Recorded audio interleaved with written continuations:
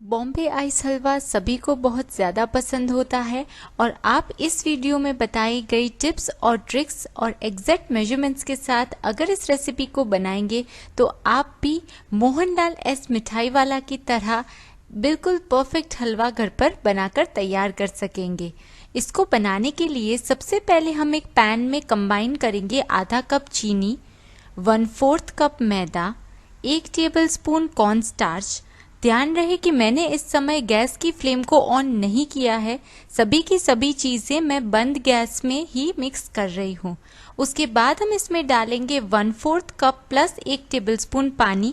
जितना हमने फ्लावर का क्वांटिटी लिया है उतना ही हमें इसमें पानी डालना है।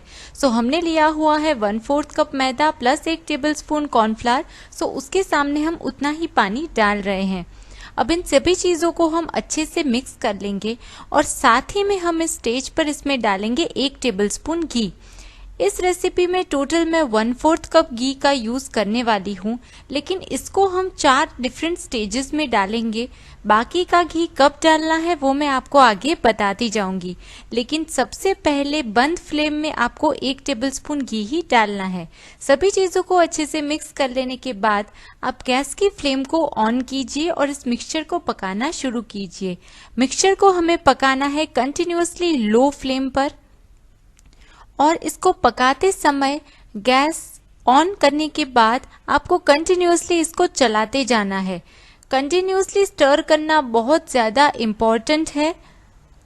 इसको आप कंटिन्यूअसली चलाते जाएं और करीबन 1 से 2 मिनट के लिए इसको कुक कर लें।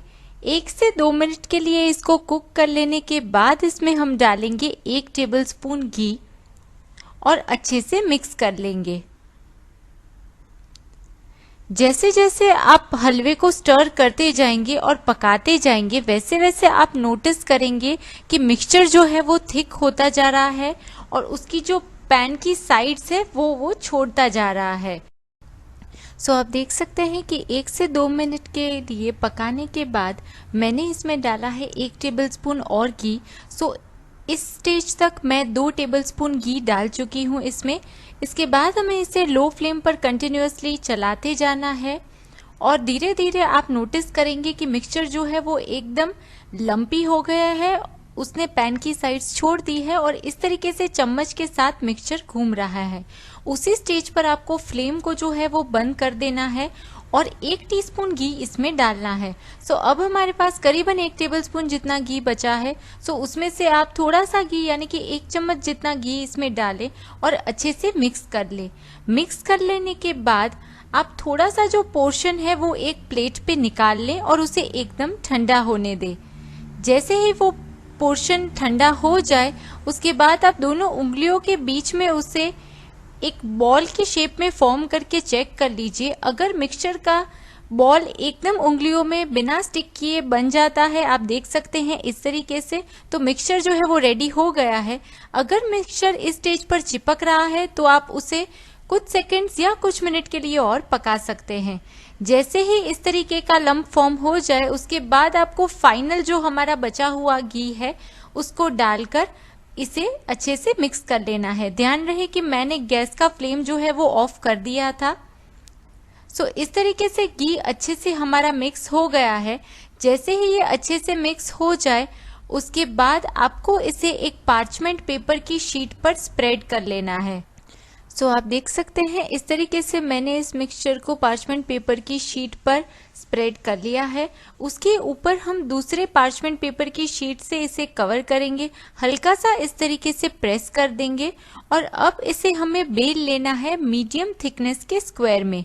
इसे बहुत ज़्यादा पतला नहीं बेलना है क्योंकि अगर आप इसे बहुत ज़्यादा पतला कर लेंगे तो सूखने के बाद हलवा जो है वो टूट जाएगा। सो इसे मीडियम थिकनेस का बेलना है और कैसे इसको बेलना है, थिकनेस कितनी होनी चाहिए वो मैं आपको हलवा सेट होने के बाद दिखा दूंगी। सो इस तरीके से उसे आप बेल लीजिए सभी साइड से। अगर आपको लग रहा है तो बीच बीच में आप जो ये पार्चमेंट पेपर का शीट है उसे थोड़ा सा घुमाते जाएं और इस तरीके से आप उसे रोल करते जाएं।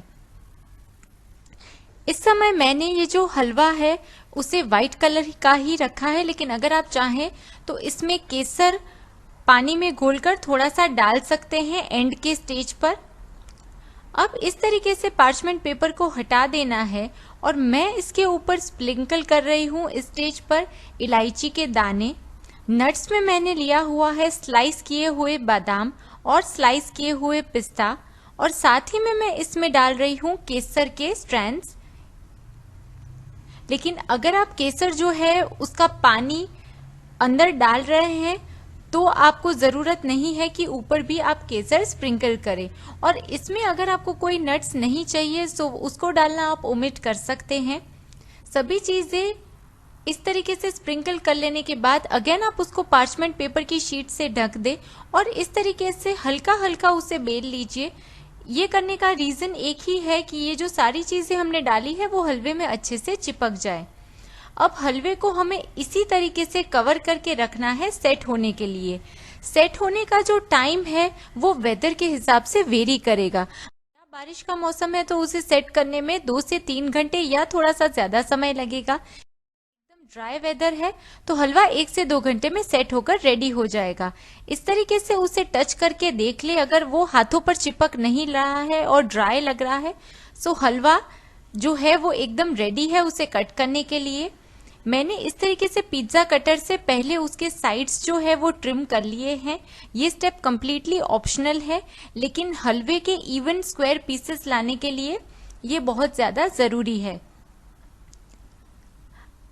अब मैं इस हलवे के इस तरीके से 6 पीसेस करूंगी।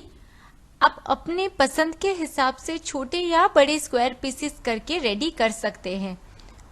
और उसके बाद हलवे के पीसेस कर लेने के बाद आप पार्चमेंट पेपर की शीट्स को भी इवनली स्क्वायर पीसेस में काट लें और हलवे के बीच में उसे अरेंज कर लें। सो हमारा बॉम्बे आइस हलवा बनकर रेडी है।